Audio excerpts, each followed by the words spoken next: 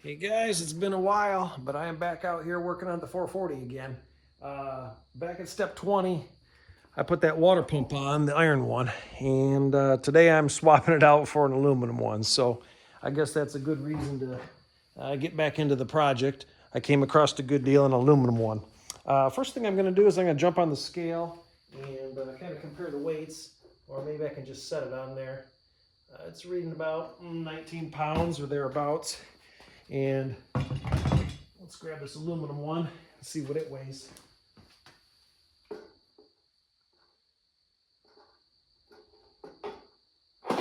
Whoop, that one's about 11 pounds. So it's not quite half, but it's about 8 pounds lighter. So yeah, we're gonna get this thing put on. It's pretty straightforward.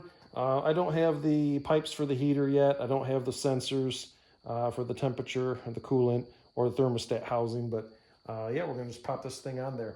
So I've already gooped up my gaskets. Originally, I had to put a little bit more on there. I tacked up the back of this thing just to have a good seal. And yeah, we're just gonna get her put on here. Pretty straightforward, like a boring video, but I guess the weight savings is the main point. If you guys are interested in some weight savings, get yourself an aluminum one. And yeah, the original one there, it's got these little pipes for the heater hose. I'm going to have to get new ones of those. This one just looks like black pipe or something from Home Depot. This sensor looks like it's got a like a bushing around it to make a small one fit in a large hole. This new one, it has right here the big sensor, and over here is a small one. So this small one here actually is going to be relocated, it looks like. But for what it's worth, they're pretty identical. And yeah, found a good deal on it, so why not save a little bit of weight. Okay, just got to grab the right socket size. It's probably in English, but looks like 14 millimeter is darn close. All right, if I remember correctly, 30 foot-pounds is where you want to be.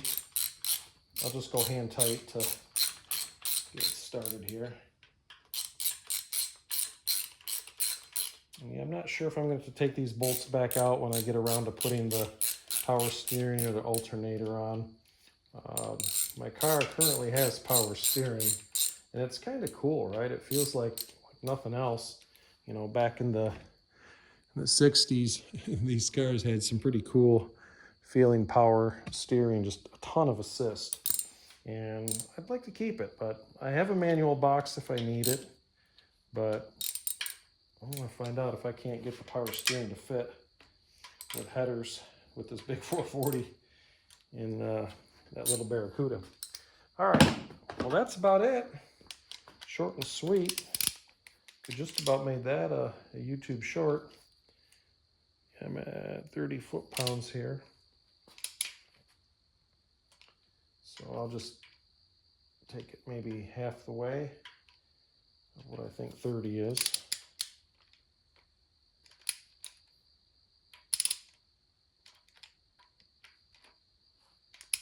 So probably don't need this big extension here. There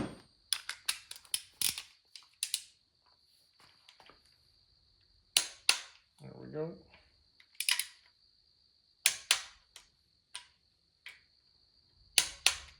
Not a lot. Just enough to seal up the water, I guess.